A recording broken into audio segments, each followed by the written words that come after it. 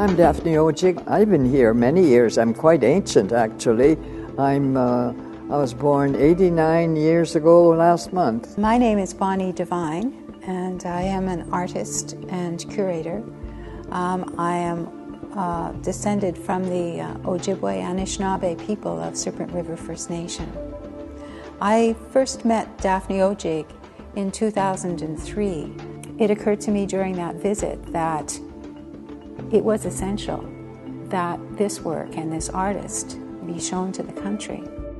I always say I was born with a paintbrush in my hand because it just seems that I've been doing it forever. And my grandfather was a great artist. He made tombstones, and I followed him all over. Since I was the firstborn, I was his little shadow. The exhibition is organized in groupings. The first grouping is called Our History, which are very expressive historical paintings that describe the history of North America from about the American Revolution to the War of 1812 and the great migrations that happened as a result of the alliances, the treaty alliances that had been made. Then she moved on to legend paintings, and so there's a group of paintings in the exhibition called Our Legends.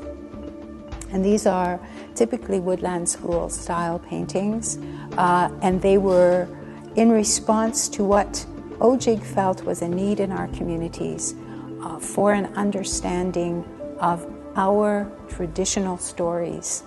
I wanted to do some of the legends of our people and, tell the stories of our people, because I had been, as a child, I was not allowed to dance because the church intervened in those days. People of my generation were unable to practice their religion or their sweetgrass ceremonies or their dancing. So I thought, well, at least I can do drawings that take me back to these things, and I thought that would be a good idea.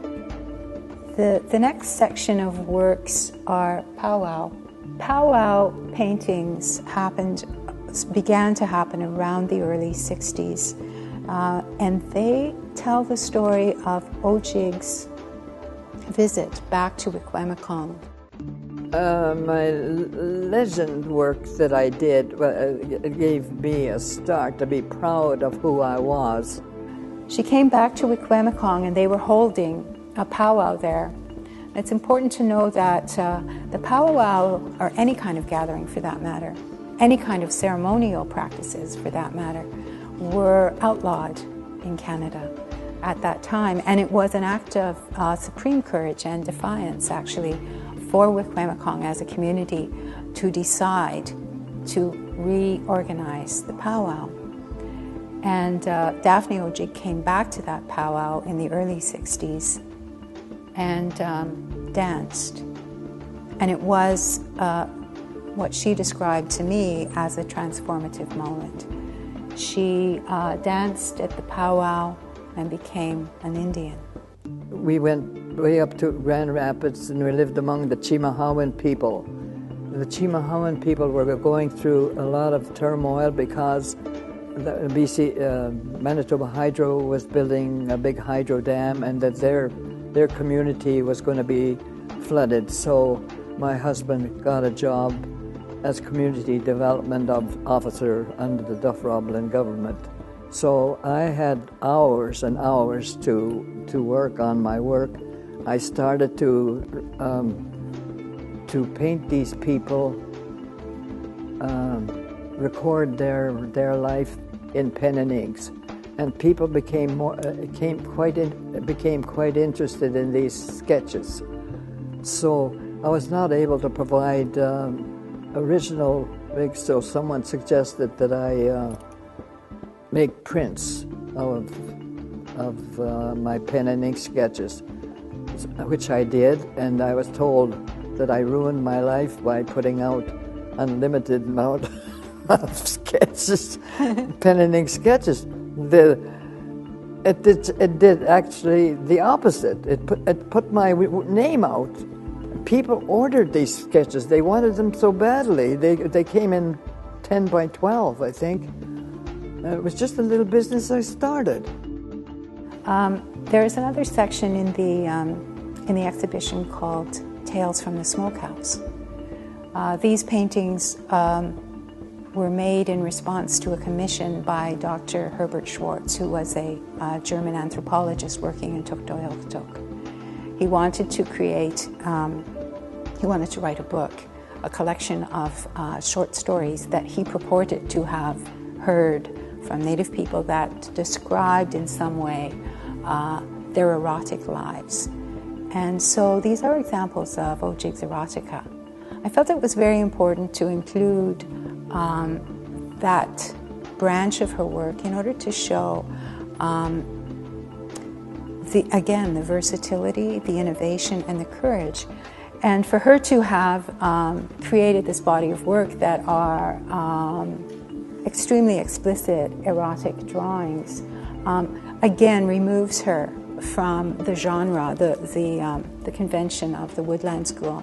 The next section of the exhibition is called Our Land, and it expresses Odjig's inspiration that she drew from the landscape in BC. Many of the paintings in this section of the gallery are elegiac in tone. They represent the beauty and the harmonies that she saw in the forest in BC.